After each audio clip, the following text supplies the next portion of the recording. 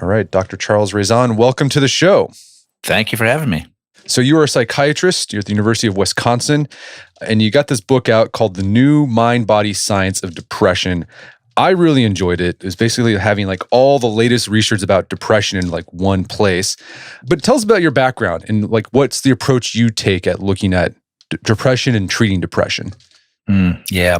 So I am a psychiatrist, and I started life actually as a full-time clinician back in the 90s. And I got more and more interested in doing research and was very interested, always sort of interested in mind-body stuff and questions around, consciousness and conscious experience, things that are sort of very au courant right now that were a little bit more on the fringe, I think, when I was interested in these things. But I actually became a researcher to try to understand how bodily processes might be harnessed to enhance mental states. I was really interested in certain very advanced Tibetan Buddhist meditation practices. So I became a researcher and spent a number of years looking at how inflammation produces depression and how inflammatory processes, how they alter the brain. And I was always kind of a depression guy, but one of the implications of this was that, if inflammation can cause depression, maybe if we used one of these really powerful anti-inflammatory cytokine blockers that are out now for treating things like psoriasis and such, that maybe if we did that,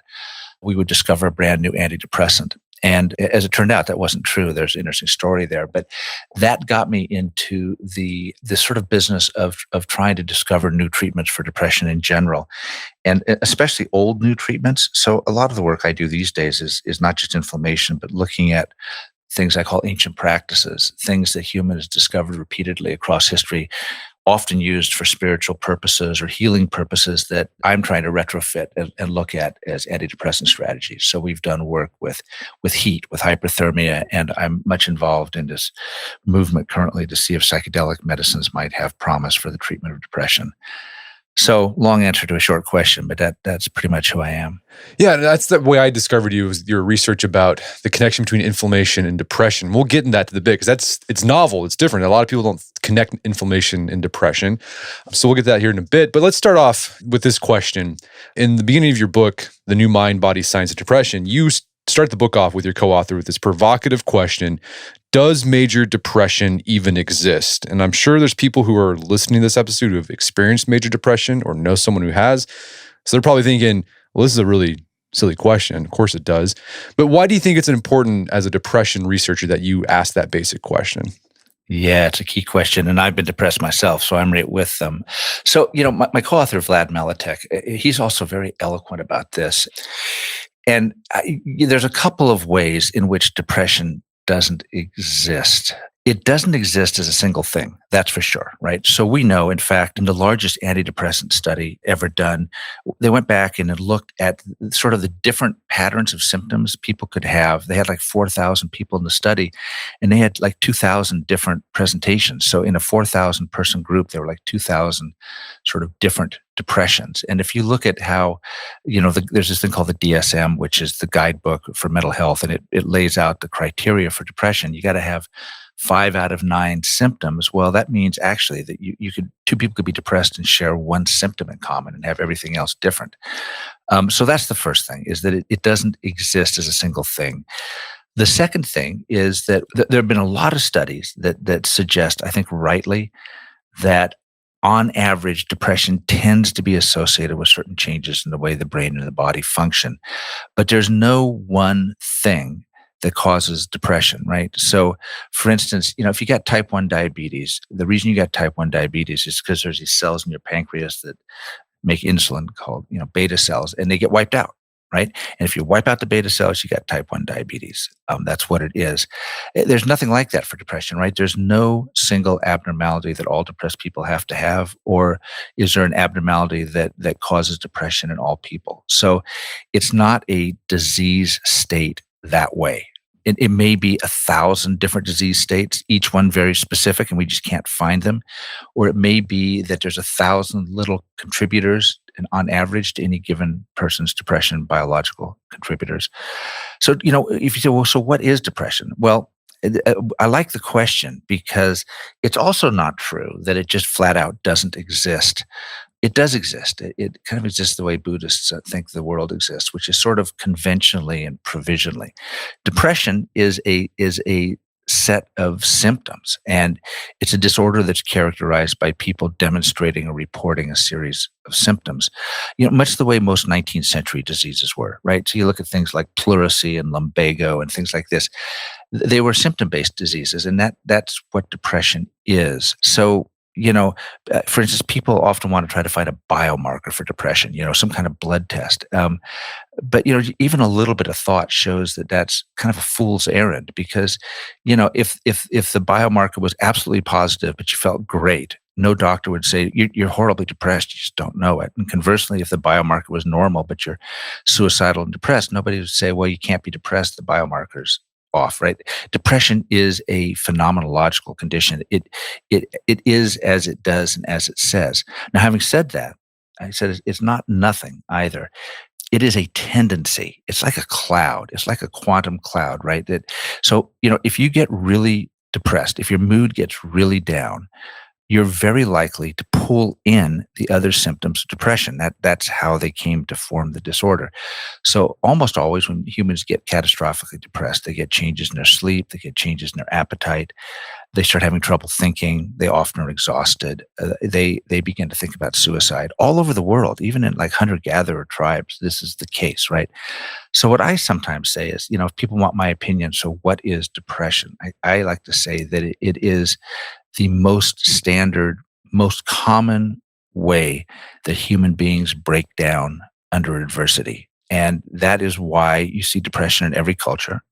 That's why depression tracks both with personal adversity and societal adversity, and why it tends to have the same symptoms all over the world, because it is, we have a genetic heritage that all of us, to one degree or other, makes us susceptible to developing this syndrome when bad things happen to us. Let's talk about the causes of depression, at least the common explanations that are put out there for the causes of depression. What are those? Well, so it's really interesting. The official line in the field is that we don't know what causes depression, because we don't know what causes any psychiatric illness, right? But that's actually not true. And this is something we make much of in the book. Like other illnesses, like other psychiatric illnesses, and actually like a lot of other medical illnesses, depression seems to arise usually from an interaction between a genetic vulnerability and an environmental circumstance. And so that being the case, there's this idea that depression is just sort of a brain disorder, or it's a, neurotransmitter deficiency or something. Well, those sorts of ideas suggest that, there should be a gene. And if we knew what the gene was, then you have the answer. And we really have not been able to find genes very well. It wasn't until a couple of years ago, even maybe a year ago, that we actually finally had a study with enough people in it to find reliably a risk factor gene for depression. I mean, there have been a lot of studies looking at genes for depression, but they were all very flawed. So we don't really know very much genetically about what causes depression. But on the other hand, we know exactly what causes depression environmentally. And this it fascinates me. And it has to do with what we were talking about a minute ago, and that is adversity, right? So the things, so if depression is a genetic environmental interaction, it suggests that there's some people that may be so genetically protected that there isn't an environment in the world that would make them depressed. And other people are so genetically vulnerable, whatever those genes are, that that the world is definitely going to make them depressed, because the world's a hard place, right? But when it comes to environmental causes of depression, it's really adversity. It's psychosocial adversity, and the thing that we've studied a lot, it's actually immunologic adversity, right?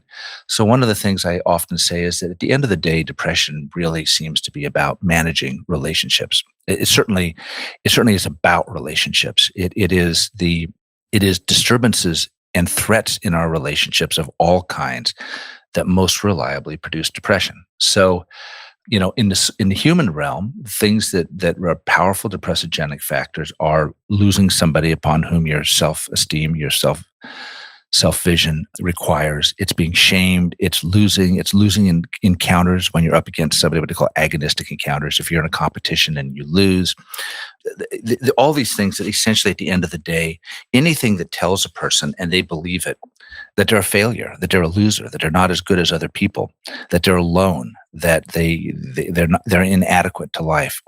Anything in the environment that does that really reliably increases the risk for depression. And then there's this thing called entrapment. And entrapment is this sense that you're powerless to change your circumstances, right? And so, if you're in a situation, say, where you have an abusive spouse, and you're getting beaten up, you're very, very likely to be depressed, because interpersonal conflict is a very powerful depressive driver. If you feel that you can never escape the relationship, you will be depressed, right? So that's the sort of other element. So those factors are very, very powerful depressogens in our human-human interactions. But, we are just a small part of the interdependent world in which we live.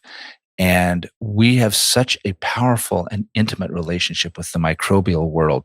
Because it's very small, we often miss it. But our relationship with the bugs, with bacteria, parasites, viruses, is as powerful a factor in our emotional, mental well-being as our relationships with other people. Because, of course, how we handle those microbial agents really, sort of dictates whether we're going to live or die, especially across human evolution, where death from infection was by far the number one cause of, sort of failing to survive and reproduce. So because of that, of course, any genes that evolved that mutated to provide us with sort of an enhanced ability to fight dying of infection, especially early in life, were selected. And it turns out, that's one of the things we've argued, that those genes or those behaviors actually appear to have some benefit in fighting infection. So, and then of course the other aspect of the microbial world has to do with the good bacteria, if I can put it that way, right? So, we are largely composed of bacteria, and we have one of the causes that some of us speculate may be driving the increased depression in the modern world is the fact that we've so disrupted our sort of co-evolved relationships with this huge microbial world upon which we depended for a number of things, that those disruptions, even though we don't necessarily recognize them consciously, may also be contributing to the what seems to be something of an epidemic of depression in the modern world. All right, so there's a lot to unpack there. So I think you raised an interesting point. It sounds like the approach you take, it's this mind-body approach. You're unifying mind and body, because I think typically the way most people think about depression, it's like that Cartesian split. Like there's the mind, and then there's the body. So the people in the body camp would say, well, depression is just a biological thing. You've got a genetic, makes you have a propensity towards depression. You just have a chemical imbalance in your brain. Here, take this Prozac, it'll make you feel better. And then on the mind side, they say, well, no, depression is just a matter of cognition. You've got faulty thinking. If you go to therapy, you can fix your thinking and fix your depression. It sounds like what you're saying is that it's both. Like both things are going on. Yeah, I was going to say they're both right. They're both right, and both perspectives are huge. Have significant clinical potential, and somehow neither one by itself is fully enough. I mean, that's the crisis we're at in mental health care, is that, trying to find ways to marry those two things together, to leverage the strength of each perspective, or each system of causality, if I can put it that way. Trying to find ways to marry these things together is something that a number of us working in the field are really, really interested in. So, okay, let's kind of walk through an example of the mind affecting the body and the body affecting the mind. So the mind affecting the body, you give examples of social stressors. You experience some sort of defeat, and you think about it all the time. Everyone's had that moment where they've had some sort of defeat in their life. They lost a job, they got rejected by somebody, and you just feel bad, and you just think about it all the time. And that's going to affect your body. Correct? Right. Is that what you're saying? Yes. Okay. And then the body parts, like the body can affect the mind by you get sick with some sort of some bacteria, and it causes you to feel sad and down in the dumps. Yes, absolutely. That's exactly right. All right. Well, let's talk about, this is really, it's going to be hard to suss out, because this is really interesting, because all this stuff, it's happening all at the same time, possibly, right? So it's not yes, and in a loop, right? Yeah, in a loop, That's how these right. things go, right? So, the mind affects the body affects the mind, which then affects the body, and so you can get these circles going. And that's part of what we think probably happens in depression, where people, there's a lot of evidence that when you look at sort of patterns of brain functioning, that on average depression, kind of biologically, one of its characteristics is that people have this sort of locked in pattern of overactivation in areas that are sort of fixated on danger, fixated on the self, and then you kind of ruminate, you just same negative thoughts over and over and over again. So this being trapped in circles is one of the characteristics of clinical depression. Okay. So let's talk about this. Let's talk about this. Let's get to your idea of cause of depression. Not the only cause, but a cause. And that's inflammation. So I think first we got to talk about what inflammation is. I think people have a sort of kind of basic understanding. If you cut yourself, the wound becomes inflamed, it gets red around there. Mm-hmm. So let's dig a little deeper. Like, what happens when your body becomes inflamed? Yeah. Okay. So, right. When I went to med school in the 80s, and the immune system was really just beginning to be figured out, we thought inflammation was, what you say, hot, red, painful, rubor, dolor, calor. It's kind of localized phenomena. What sort of, it's sort of street, how it's seen just in popular culture.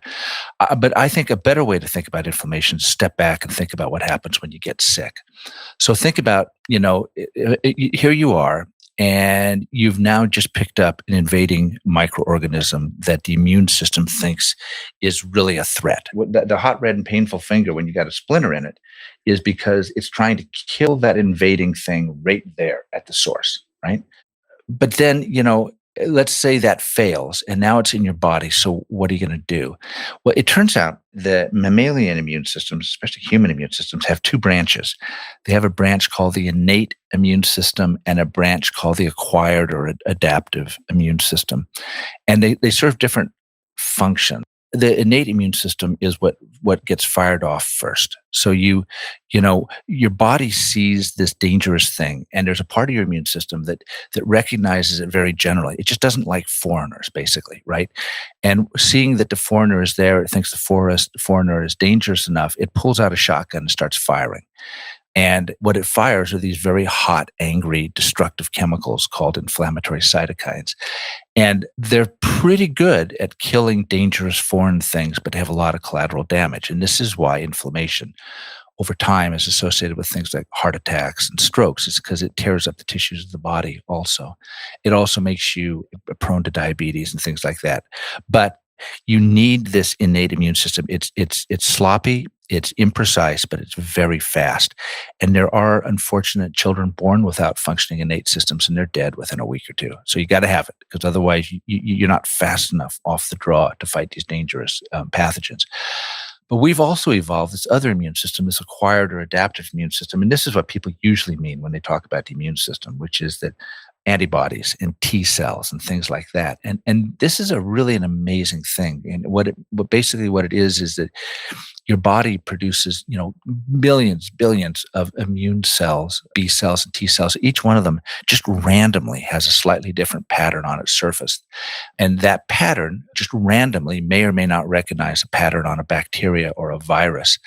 But, these cells kind of float around in your body, and when they see that virus or bacteria, if it's the right cell, it activates. And the shotgun immune system, the innate immune system, plays a key role in presenting the dangerous bacteria cells to those antibody cells and those T cells. So when those guys get activated, they produce a ton of killer modalities that they're like snipers. They only fire at cells that have that mark on them, and that mark generally is not on human cells. It's generally only on that virus, only on that bacteria that's invaded your body. So it's able to completely kill the bacteria or the virus and not cause you any trouble. Now, every once in a while, there's a screw up, and the T cells or the B cells mistake something in your body for a bacteria or a virus. And when that happens, you get an autoimmune condition like type 1 diabetes or multiple sclerosis or something like that. It's, that's why that happens. But when things function well, what happens, you get this early shotgun immunity that is fast and sloppy and just shoots at everything. But it activates this sniper-like immune system that takes 4 to 5 days to operate, to come up to steam. But once that system's activated, the inflammation should die down, and these very specific sniper cells should take out the pathogen. And then when they're done doing that, instead of all vanishing, once your body has seen a particular virus or bacteria, the specific cells that multiplied by the millions and billions, they don't all die. A little army of them stays in the body. They're called memory T cells. And those cells patrol around, and if they ever see that invading organism again, they can immediately ramp up like a million times faster. That's how vaccines work, right? They leave you with this little army of memory T cells for hopefully the flu or for, measles or whatever.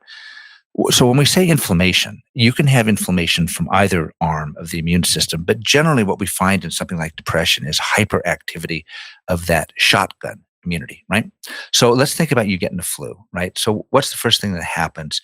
You start feeling weird, you start feeling freezing, you huddle up, you start getting a fever, maybe you throw up, you feel exhausted, you got body aches, you want to sleep, you don't want to do things, it's hard to think about complicated stuff. Some people start feeling down emotionally. So, how does that happen? Does the flu virus, does it go up to your head and sort of sit in the driver's seat and start kicking on your brain? No, it doesn't do that. What it does is it activates these inflammatory cytokines, these hot inflammatory molecules. When that innate shotgun immune system recognizes the danger of the flu virus, it starts pumping out these inflammatory cytokines. They can make your finger hot and red, but they also go to the brain. And when they get to the brain, and this is some work we did with Andy Miller years ago, when they get to the brain, they basically cause every change in the brain that has been associated with depression. And that is why you get sick. The reason you get sick is because it's not because the virus wants you to get sick. Contrary, it's the opposite. You get sick to fight the virus because those cytokines, when they activate sickness behavior, which is sort of the classic expression of inflammatory activation when it's intense, almost everything about sickness behavior has an antibiotic strategy. So the reason you get a fever when you get sick is not because it feels bad, it's because higher temperatures kill viruses and bacteria, and higher body temperatures sort of drive your immune system. When you get sick, your body starts getting rid of all of its iron. It starts to try to hide away its iron, so you get anemic if it goes on long enough. So why would you get anemic? Well, the answer is because a number of bacteria, they need the iron so badly that if you can deprive them of iron, they'll starve and die in your body, right? So there's a list of things like that all happen when people get sick. And by the way, when you get the flu, you feel crappy for 3 or 4 or 5 days. That's inflammation making you feel like that. And then, one morning you wake up, you start feeling better. And the reason you're feeling better is because that sniper-like adaptive immunity has come online, and it's killing the virus without doing anything to you, which is why you start feeling better, right? So the realization that inflammation maybe had something to do with depression really it came from a couple of sources, but a primary source was this realization that inflammation produces sickness, and in animal studies, when you inflame a little animal, when you inject it with one of these inflammatory cytokines in its body, it starts acting exactly the same way as if you'd put it in a terrible psychological stressor. So then people started looking around, and they made a couple of interesting discoveries. They found out that as a group, people with depression tend to have higher levels of inflammation than people that are similar but not depressed. So it looked like there was this signal within medically healthy people that they had elevated inflammation. And this sort of realization that, oh my goodness, sickness looks a lot like depression, or depression looks a lot like sickness, and in some very interesting ways. So for instance, no surprise that when you get really sick, you get a fever. Not so well known that people with depression also have an elevated body temperature. They're hyperthermic at least, and you treat them, and their body temperature returns to normal. They tend to have the same iron deficiencies that you see in sickness. So we and others have actually argued that maybe depression evolved out of sickness as a way to help protect us from pathogens. So anyway, it was this sort of line of reasoning that made many of us realize that, wow, if you inject people with inflammation, they get depressed. If you look at depressed people, they seem to, as a group, have increased inflammation. And then the coup de grace in this thing was, well, okay, it makes sense. If you're sick, you get inflamed. If you get inflamed, you get depressed. So that's probably partly why medical illness is such a risk factor for depression. But what about stress? Especially younger people, they usually get depressed because of a psychological stressor. So starting in the kind of the early mid 2000s, people would take normal humans and stick them in a laboratory and give them a psychological stressor. We did hundreds of these back in the day. And you can show very clearly and absolutely reliably that all I have to do is take you, put you in a psychologically stressful situation, and I can show that it activates your inflammation. Within an hour, your inflammation's shooting up. And if you're somebody who was neglected or abused or sort of traumatized as a kid, your inflammation is going to shoot up even higher, way higher, in fact, because that early adverse experience has primed your body to respond to danger with increased inflammation. So these pathways came together, and voila, that's why it has now become this sort of widely thought about idea that depression and inflammation have something to do with each other. Okay, so let's talk. I want to backtrack about this idea that these cytokines? Cytokines. Yeah.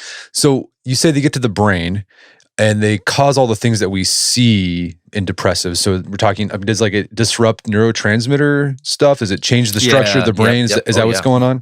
Yeah. The inflammation wipes out a necessary cofactor for neurotransmitter production. And does it change structures of the brain? So you've heard those things. People who are depressed have a sensitive amygdala, the almond shaped thing. Mm-hmm. Does inflammation affect that? Yep. It absolutely does. It also induces brain changes similar to those seen in depression. Absolutely. Does it change the structure of the brain? That's a good question. It's like everything where, this is such a huge field now. I've never seen a study that it actually changes, like the size of the brain, or something like that. But the activity of the brain, absolutely. And my old mentor, Andy Miller at Emory, who's really, I think, the king of this field in so many ways, has shown that if you take just a big group of normal, medically healthy, depressed people and you measure their inflammation, the people that are depressed and have high inflammation have very different patterns of brain function than the people that are depressed without inflammation. We're going to take a quick break for a word from our sponsors. And now back to the show. So why does our body, when we experience psychological stress, why does it create inflammation? Because I think people, when they think of stress, they think of cortisol, but they don't think, oh, my body's going to act like it's sick and send out inflammation signals. Yeah, it's really interesting, isn't it? I mean, you'd think, right, that when the going gets tough, the tough would get going. And, sometimes when I give lectures, I will spend the whole beginning sort of trying to get people to marvel at this remarkable fact that we have this weird inflammatory bias. We think of inflammation making us tired and sick and maybe not think straight. If you're being chased by the saber-toothed cat, for God's sakes, why would you want that? But I think the answer is, and a number of us sort of hit upon this at sort of the same time, the evolutionary answer, we believe, is that if you think about what stress has meant across mammalian evolution, and even before the mammals, but we just stick to ourselves here. Stress reliably meant usually one of three things, right? Either you're about to be eaten, or you are chasing down something to eat, and that thing has got horns and hoofs, or you're wanting to make a baby, and you're having to fight with the other guy with horns and hoofs, and so in all of those situations, because other than that, most animals tend to kind of hang out, right? They sleep or they just hang out. And so stress, the argument goes that stress was so reliably associated with the risk of wounding over evolutionary history that genes had evolved to prepotently and sort of jump the gun, activate inflammation in response to stress, were selected because, if you directly die from the stressful encounter, from the wounding, well, whatever, you're dead. But many, many times organisms would survive and then they die of infection, because skin is the greatest of all immunologic organs. And one of the absolute number one best ways to die before there were antidepressants was to get your skin opened up. And of course, now we know with the failure of antibiotics, this is becoming more and more of a risk again, right? It's terrifying.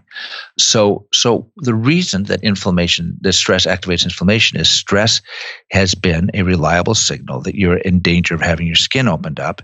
If your skin gets opened up, you're very likely to get an infection, and that puts you at risk for dying. So rather than sitting around and waiting for it to happen, we are going to jump the gun. It's called smoke alarm principle, right? And we're going to turn on inflammation to be ahead of the game and to be ready for the immunologic damage or the pathogen exposure that we think is going to happen, right?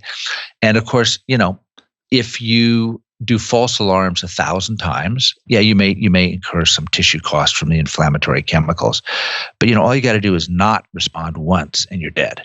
And so it's like this thing called the smoke alarm principle.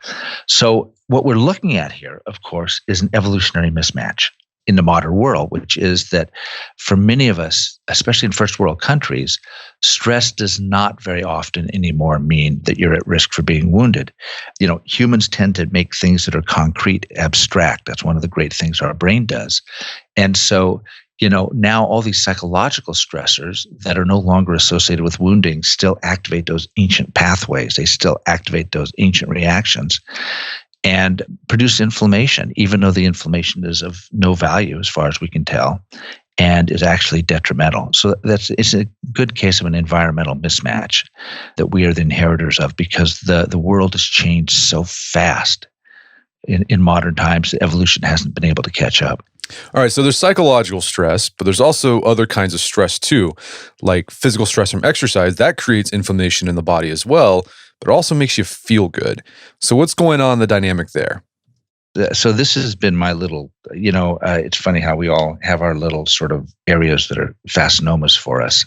That is true. That is a very fascinating observation. So we know that exercise acutely activates inflammation. Early on when you asked me who I was and what I did, I said that I kind of studied ancient practices. And one of the other antidepressant things we've studied is hyperthermia, heat. And we have shown, and now it's been replicated by others, that in fact, if you expose humans to a really heat stressor for a time-limited period, it produces an antidepressant effect. I mean, that's why people go to saunas, right? Steam rooms and stuff. So we measured inflammation before and after taking depressed people and sticking them in this hyperthermia machine.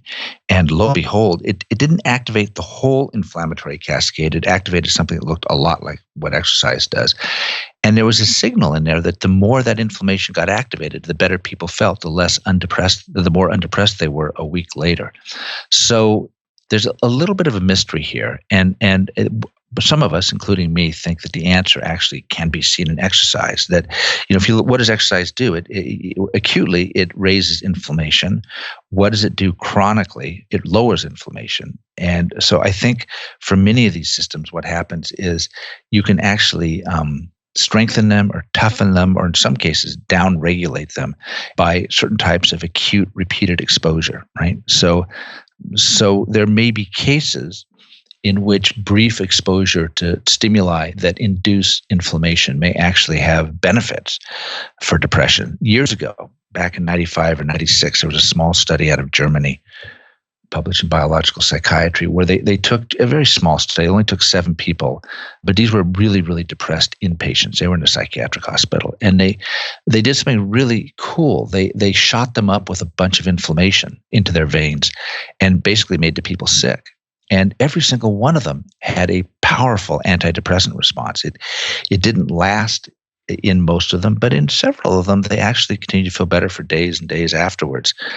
So, what we can say is that when you're chronically inflamed, it's a pretty powerful risk factor for depression.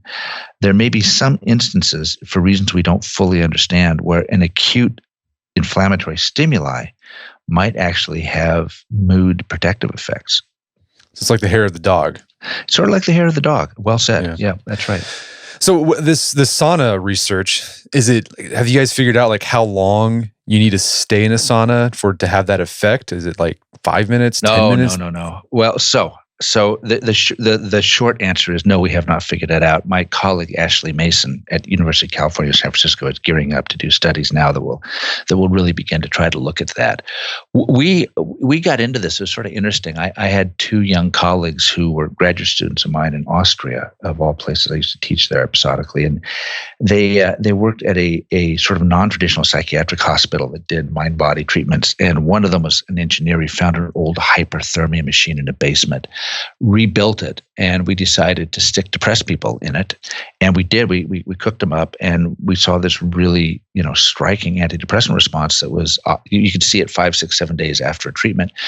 So I brought one of the guys to the United States, and we got another fancy machine, and we did it really well with a control condition and all this stuff. And we saw exactly the same thing. Now, the thing was, though, we in Switzerland, we had treated people to basically a core body temperature of 101.3, 38.5 centigrade. It worked. And since it worked there, we did the same thing in the United States. But we never did a dose response study. So we never looked to see, well, what if we cooked you up more? Would it work even better? 38.5 core body temperature, 101.3 is the upper end of what's classified as mild hyperthermia. You get people much hotter than that, and you start the health risks begin to sort of increase significantly. So we think that that's a good marker for a temperature, core body temperature that we really seems to have an antidepressant response. The study we did in Arizona was kind of cool because we had this nice comparative condition where we put people into the same machine and we had fake lights but we gave them a little bit of heat. There were some coils at the bottom of the box, and we wanted to fool them, and we did. We fooled the majority of them, but it actually warmed them up too. And so, the people's body temperature, the placebo condition wasn't really a full placebo. They actually warmed up a little bit, but they didn't have nearly as big an antidepressant response. So I think we can say, based on that the data at this point suggests that if you wanted to do it, you should get yourself a rectal thermometer and see if you people. That's usually the end of the discussion, but see if you can get yourself up to like 101.3. And the way we did it in study was we got people up to 38.5, and we the temperature was assessed with a rectal probe every, I think, 30 seconds. And when they had 2 or 3 38.5s, we turned the machine off, and then we just sort of let them sit there for an hour because the body temperature remained elevated. You're not going to get to 101.3 by 5 minutes in a sauna. With this machine, it took people on average about 90 minutes, so more than an hour. The machine was designed to be more comfortable, so it wasn't like something like a hellish sauna where your face is on fire and you're dying. So we don't know. Ashley, my colleague out in California, has been working with these infrared saunas, but you got to stay there for a while, man. You're going to commit an hour to it, probably at least, to try to get up to that temperature. And so you mentioned you've been exploring other sort of ancient practices that humans have used that might have antidepressive benefits to it. So there's saunas. People have been doing that for a long time. Exercise is one. Any Absolutely. other practices that you found that may have an anti-inflammatory, antidepressive benefit? Well, yes. And so there's one that I am personally fascinated by, and I just don't have the bandwidth to study it. It's interesting. And that is intermittent fasting. And I bet you've talked about that a lot on your program, probably. We have, yeah. Yeah, because it's one of these things that's sort of hip right now. But there's some really interesting data. I'm thinking of one study in particular where they took a bunch of kind of normal dudes and fasted them and measured the activity of this thing called the inflammasome, which is sort of the initiating biological mechanism within cells that turns on inflammation. And you fast them, and man, the activity of that thing drops, and then they fed them, and it up, right? Which makes sense, right? You think about, inflammation, like the brain, is charged with this large task of trying to figure out, what is the self and what are its boundaries, and how do I maintain the integrity of the self, especially when that integrity requires that I let foreign things in, right? So, food is a massive danger. And, still to this day, there's a bunch of people that die every year from food poisoning at restaurants in the United States. Food is a foreign object. It's often, carries, organisms that can be dangerous. So of course it makes sense that when you eat, you are putting an inflammatory stressor on your body. You're also putting a thermal stressor on your body. So every time you eat, you kind of run a little fever. You have to, it's called diet-induced thermogenesis. You kind of got to burn it off. So yeah, I mean, it is probably the case that fasting has anti-inflammatory properties. I know from my buddy Rob Knight, who's one of the kings of the microbiome, that fasting is also probably the fastest way to alter your microbiome in ways that we think of as being positive. And so it's interesting, there's a couple of small studies now suggesting that fasting, intermittent fasting, has antidepressant properties. And there's a larger database where they fasted people. And sometimes, much more than this sort of, 18 hours or 12 hours without eating. People go for a couple of days in some of these studies. But man, it pretty reliably, people's mood really increases. The first day kind of stinks. There's a hump. But when people get over the hump, they often develop this sort of really elevated mood. Well, so you've been researching these ancient practices, but someone might be listening, okay, depression, inflammation's involved. Can I just pop like an Advil or get a steroid shot and reduce inflammation and reduce my depression? Yes, that's such a great question. And I'm so glad you asked it, because there's really something important to say about that based on the literature we've seen so far. That is this. Well, okay, so we back up. So we did a study where we decided we were going to really test whether depression was an inflammatory condition. We were going to give depressed people a really powerful anti-inflammatory agent, not like Advil or a steroid shot, but I mean one of these things. It used to be marketed as Remicade. It's called infliximab. It has no other effects other than completely wiping out one of the two primary pro-inflammatory cytokines. It kills inflammation, which is why these drugs are so good for Crohn's disease and rheumatoid arthritis and psoriasis and stuff like that. So we took 60 depressed people. We gave half of them 3 infusions of this infliximab to block their inflammatory cytokine. We gave the other half 3 infusions of salt water, and nobody knew who was getting what. And then we followed them for 12 weeks, and the results were quite striking. The salt water worked a little better than the anti-inflammatory agent. It wasn't significant, but the salt water had a very powerful antidepressant effect. You talk about the power of placebo, because these were people that had failed other antidepressants. But we saw something really interesting, and this is the important point. The placebo and the anti-inflammatory cytokine blocker, if you looked at the two groups, their effect on depression was almost identical, but it wasn't because they were the same. They were actually opposite. And so before we gave people the first shot, we measured their inflammation. And we found that if you were depressed and had high inflammation, the infliximab, the cytokine antagonist, worked significantly better than the placebo. But if you were just as depressed and had lower inflammation, and this was 2/3 of this study population, you did so much better with salt water than infliximab that the only conclusion we could draw is that, if you're really depressed, but your inflammation is not elevated, blocking it further is doing something bad for you. It's at the very least, it's making you not able to respond to placebo. So it's interfering with your ability to hope and to trust and to whatever placebo response is. And there have been a number of studies, several studies after this, that have sort of shown the same thing.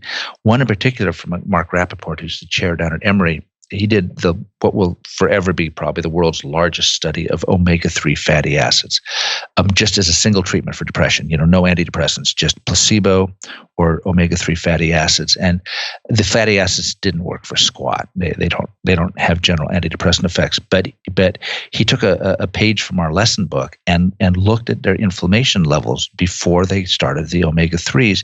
He saw exactly the same thing, that if you are depressed with elevated inflammation, the omega-3s worked better than placebo. But if you were just as depressed and had lower inflammation, you want a placebo. You don't want to be taking omega-3 fatty acids. So, if those are true results, omega-3 fatty acids may help your heart.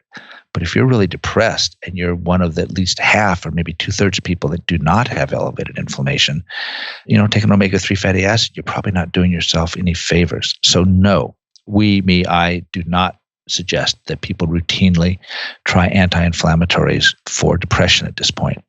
Caveat, there is a good study from a guy named Jonathan Savitz at the Laureate Brain Institute where he looked at low-dose aspirin versus something called minocycline, which is an antibiotic, which is an anti-inflammatory, versus placebo. The minocycline only worked in people with elevated inflammation, just what you'd predict. But the aspirin worked in everybody. And it's not because it's an anti-inflammatory at that low dose. It's doing something else. We don't know what. So there's a little bit of evidence if you're going to do something, off the grid, that taking low-dose aspirin may have some antidepressant benefit. So then, of course, the next question everybody asks is, shoot, should I go get my inflammation measured? And my answer these days is, well, maybe. 5 years ago, I'd say, no, it's too preliminary. But, there's a thing called C-reactive protein, or CRP. You can get it easily done. It's a standard lab test. It's standardized. And it'll give you a pretty good readout on your inflammation. If it's elevated, you're more likely to die of a heart attack and a stroke, and you're more likely to get diabetes and depression and dementia. And it tends to be elevated in depressed people. Another reason why it's an interesting inflammatory biomarker is there's now a couple of studies, including some work that I've done, showing that it can predict whether you're going to respond to Prozac or not, right? And so there are now a couple of studies, one of them fairly large actually, suggesting that if you just get this simple inflammatory measure, C-reactive protein or CRP, if it's elevated here is like a level greater than 1 milligram per liter, you don't tend to respond to SSRIs, the serotonin antidepressants like Prozac, Paxil, Zoloft, Lexapro, Celexa, those are the brand names. But if your CRP is elevated, you're more likely to respond to something that has dopamine properties, something like, for instance, Wellbutrin, which is the generic of that is bupropion. Or in one study it was nortriptyline, which is more of a norepinephrine drug, but it's a complicated, but it fits the pattern, right? But I think the key here is that, almost all of us get depressed, get stuck on a drug where the primary mechanism of action is blocking the serotonin reuptake site. And there is now this gathering data to suggest that, if your inflammation's elevated, you're not as likely to respond to those. And then we've shown recently, working with actually a large pharmaceutical company, that CRP can predict people who do and don't respond to a very different kind of drug that's used to treat bipolar disorder when people are depressed. It's a drug called lurasidone. It's marketed as Latuda. It's an atypical antipsychotic. It's a dopamine modulating agent. And we measured CRP before people started treatment with it versus placebo. And if your CRP is low, the antipsychotic, the Latuda, was no better than placebo. But if your CRP was high, it worked like gangbusters as an antidepressant. And we've replicated that, not perfectly, but we about 3/4 of the way replicated it in another large population of children with bipolar depression. So this is sort of interesting, right? That it's not quite ready for prime time, but it's ready enough, and that the only risk is a blood stick. That I now often say, I think this is actually something worth doing. Is look at the CRP levels. If you're trying to decide what antidepressant to use, we need larger studies, a lot of caveats, but you're going to pick one eeny, meeny, mio, just randomly anyway. Take a look. If your inflammation's elevated, reach for something other than a SSRI. In general, I'm not hugely overwhelmed with anti-inflammatory agents as antidepressants. Even in our big study, it beat placebo, but it was not a miracle cure.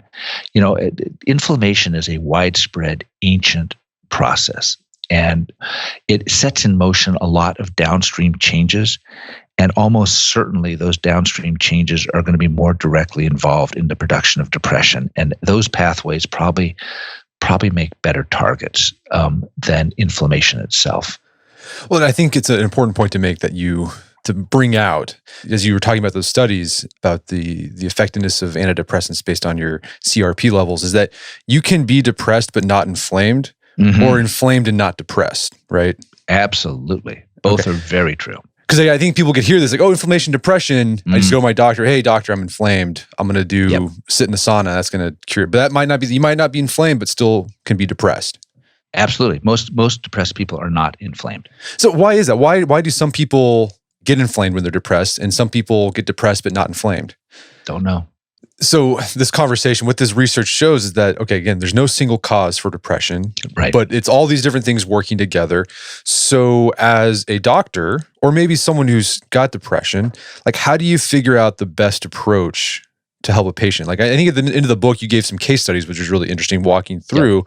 but like, is it just a matter of trying different things to see what sticks? Or have you kind of figured out a systematic way where you can find the thing or things that will help? No, unfortunately.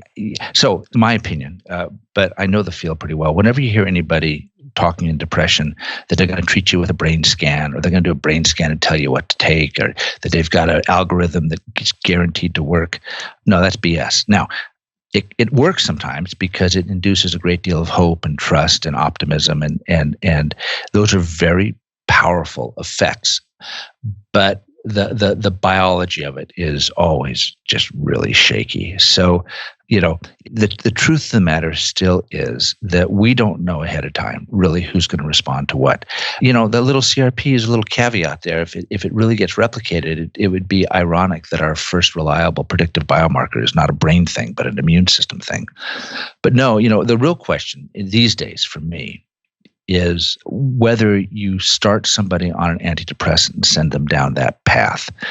Because I think that the continental divide in the treatment of depression really is around this issue of, do you do something that sort of helps people build up resiliency within their own mind, body, brain complex that's not dependent on a constant presence of an external substance?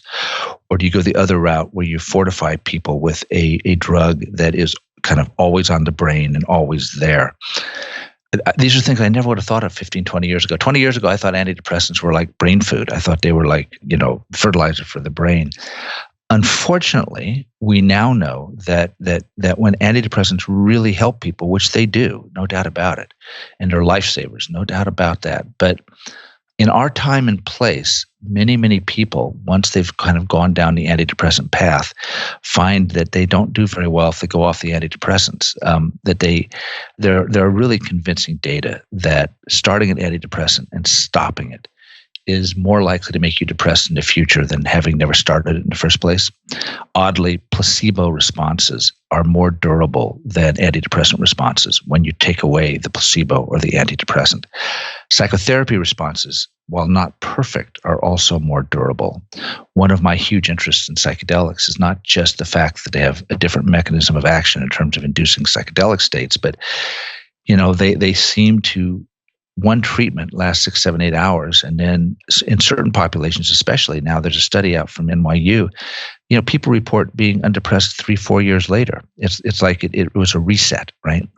And that, of course, is what we should be looking for, because, any drug that you take every day that operates on the brain seems to induce what's been called oppositional tolerance, which is that the brain begins pushing back against the drug. This is why you get withdrawal reactions, right? If you take a Valium every day for if you take that for a long period of time and you stop it suddenly, you'll have a seizure, because what's Valium doing? It's constantly pushing on the brain to calm it down. Well, the brain begins to kind of fight back. It kind of gears up, right? And so then you get this sort of compromise between the pushing down of the Valium and the pushing back of the brain. And then you take away the Valium real suddenly, and the pushing back of the brain is unopposed, and it goes hyper-excitable, and you get seizures and stuff like that, right? Antidepressants, it's not as dramatic, but lots of people have withdrawal reactions, and that what that tells you is that the brain has sort of you could say it's become dependent on it, but I like better this idea that the brain has begun to come to some sort of balance with the antidepressant that puts the brain in a place where it's trying to overcome the antidepressant effects almost. You take away the antidepressant, and that overcoming thing is unopposed, and people have a very, very high rate of crashing back into depression.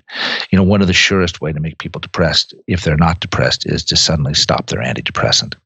So this is the thing, I'm a pharmaceutical, I'm a drug doctor. I mean, the only real expertise I have clinically is, writing prescriptions for psychotropic agents.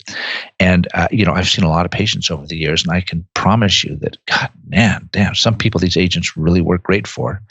Another problem is that they probably don't work optimally for at least 50% of people. But, there's a lot of people who get a huge benefit.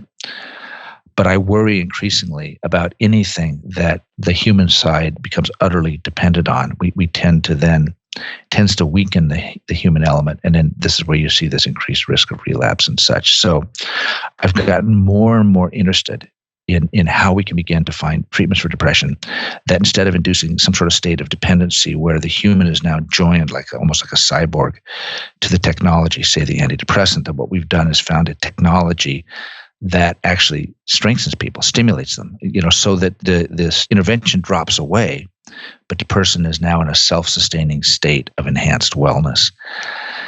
And it's promising. It looks like there are ways of doing this. I mean, the hyperthermia, the heat showed a little bit of that signal. People felt better for weeks afterwards. So, but again, another very long answer to say that no, we do not, as a field, have a magic formula. If you come to see me and you're depressed, I listen to you. I think about what the situation is. I wonder about what to do. But there's not a cookbook that gives me all the answers. So, but you're going to do things like, as you said, like maybe well, you're going to ask more things about like, do you have any sort of sickness? Like you might, like that's something that doctors typically don't ask whenever a patient comes in saying, I'm depressed. They never ask about, well, are you inflamed? Have you been sick? That might be a thing they might start thinking about now. Absolutely. And it might not be the thing that determines it, but it's another factor they might want to consider. Well, so I'll give you a quick story. One of my partner's closest friends has a mom who's had a history of very, very difficult bipolar disorder, lots of depressions and manias. She's older. She's probably 78. She develops a cataclysmic depression about 2 months ago. I mean, a woman becomes catatonic. She's not eating. She's not talking. When she does talk, she says, please put the pillow over my head and kill me. I want to die. They try antidepressants. They were going to go for shock therapy, but she'd failed that in the past. They started giving her ketamine, this new treatment. And then, somebody gets an x-ray and her lungs are riddled with cancer and she's dying, right? So there's a classic example of that. Now, you can't do anything about it particularly, but it would have helped the family back in time. They could have been spared a month of this sort of like, oh my God, our mom has such horrible depression. It's terrible. Should we let her die? All this stuff. When, yes, she had a horrible depression, so she had a vulnerability, and it was launched by the fact that she was having massive inflammatory response to the cancer. So I've literally just lived through what you're talking about. And so absolutely, yes, that's absolutely something they should ask about. The other thing that they should ask about, but good luck because the doctor only has like 4 or 5 minutes to see you, just economically, but they should also ask you like, what's going wrong in your life? Because, depression can come out of the blue. That definitely happens. But most of the time, especially if people haven't been depressed a bunch of times before, there's a story there. And people won't tell you the story right away. I used to call it the oh, by the way phenomenon. They bury the lead. Depression is often a narrative disorder. There's often a story that's driving it. And helping people with that can be profoundly powerful as a treatment, actually. So it's the same thing of like, ask about the sickness. Well, you ask, there's immunologic adversity, sickness, and then there's psychosocial adversity. And they both are the powerful drivers of depression. Well, Charles, this has been a great conversation. Is there some place people can go to learn more about your work? Yes, they can go. I'm going to give you a couple of just names. If people Google this, they can find it. They can go to what's called the Center for Healthy Minds at the University of Wisconsin-Madison. They can go to the School of Human Ecology at the University of Wisconsin-Madison. They can go to the Center for the Study of Human Health at Emory University in Atlanta, Georgia. And then if they're interested in the psychedelics, they can go to the website for USONA, that's USONA Institute. You can find out about me at all those sites. And if you just Google me, you'll find me pretty quickly. You can listen to me ad nauseum say a lot of this, but I'm pretty easy to find. Well, fantastic. Well, Charles, thanks so much for your time. It's been a pleasure. Thanks, Brett. I have great questions, man. My guest today was Dr. Charles Raison. He is a psychiatrist and the co-author of the book, The New Mind, Body Science of Depression. It's available on Amazon.com. Also, just Google his name, like he said. You can find out more of the work that he does and the research he's done on the topic of inflammation and depression. Also, check out our show notes at aom.is/inflammation depression, where you can find links to resources where you can delve deeper into this topic.